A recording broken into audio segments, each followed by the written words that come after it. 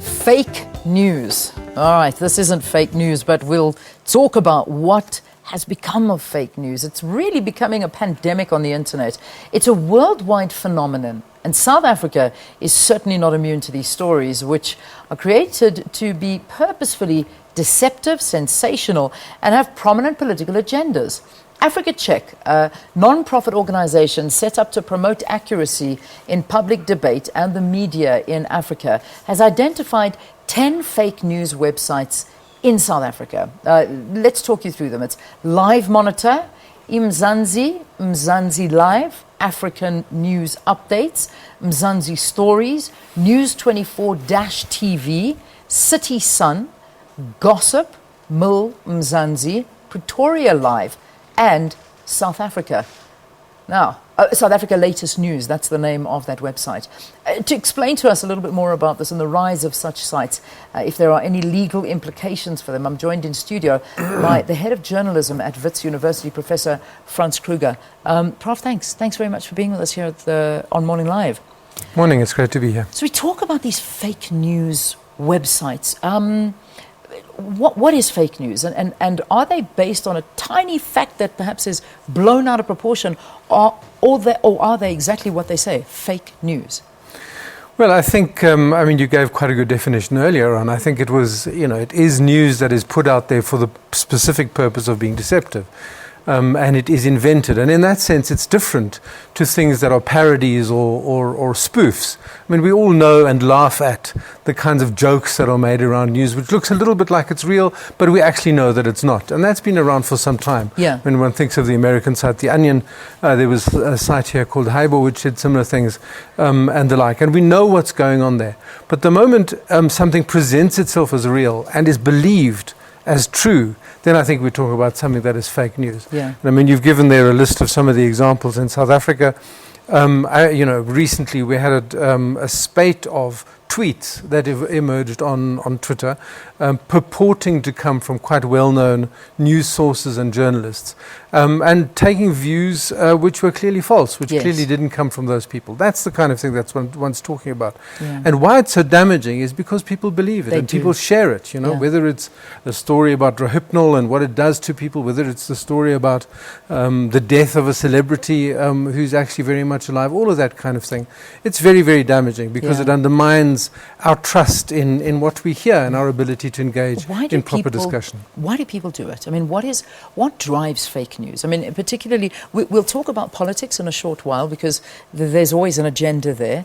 But I mean, creating the false rumors that a celebrity has died. I mean, we see it happening all the time. I mean, we saw it with our own former president, Nelson Mandela. I mean, he died on the internet so many times before he actually did pass away. And also these rubbish stories that they throw out there. Do people do it to just get a kick, or is there an alternative agenda?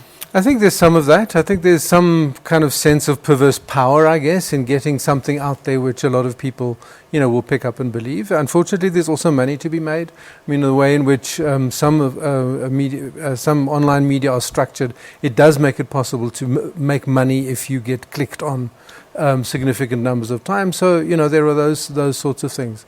There are sometimes political agendas. There are, I mentioned this spate of tweets, which seem to center around discussion about Oak Bay, companies linked to the Guptas, and it did seem as if, and some analyses have been done about how that Twitter storm, in fact, was generated. Yeah. That seemed to have a political agenda, yes. Yeah, certainly. I mean, you do, if you look back at the feeds of those accounts or those individuals, you see a trend.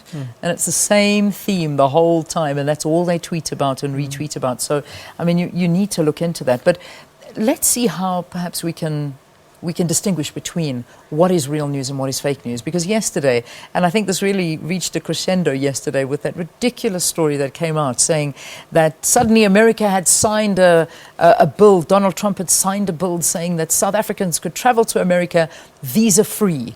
And everybody started going crazy. Is this true? Look at this. This is the most amazing news for South Africa. I mean, it's the most unlikely, but there's a website dedicated to the story, and it was well written. What do we look out for? Well, it is difficult, and of course, the more successful these kind of things are, I mean, the better they are, the more successful they are. So they really try to look like the real thing.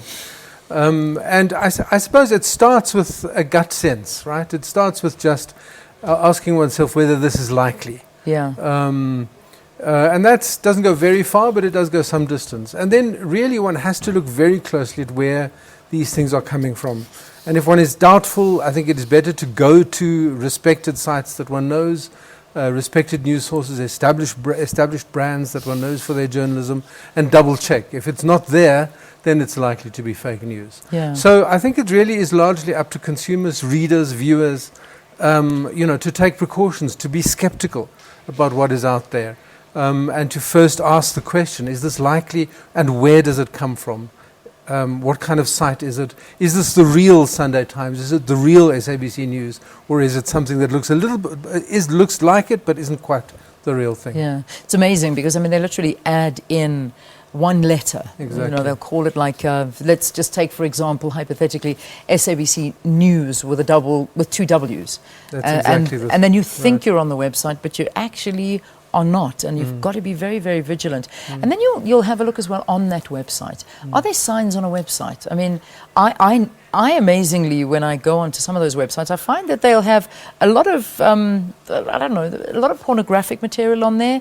There's a lot of articles that make no sense whatsoever. I don't know if you pick up what you find on these sites. Well, those kind of things are clearly giveaways. I mean, if you're on a news site that looks like it might be SABC News, or even though it's got two S's, and you find a whole pile of porn, chances are it's not the real thing, SABC. Right? I can almost vouch for that. Exactly. So it's those kinds of things that one looks for. Yeah.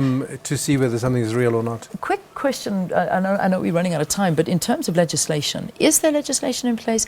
The internet is a vicious, wild place, but how do we control this? What measures are in place to protect us? Well, there's not a great deal that one can do, really, because, the internet, as you say, is a wild place. It's not always vicious, fortunately, but sometimes it is, and it is perfectly possible for some teenager to sit in Moscow or in Colorado and create something which looks like a real news site, and it's very hard to get to that kind of person. Yeah. So it is, there aren't any particular regulations in place.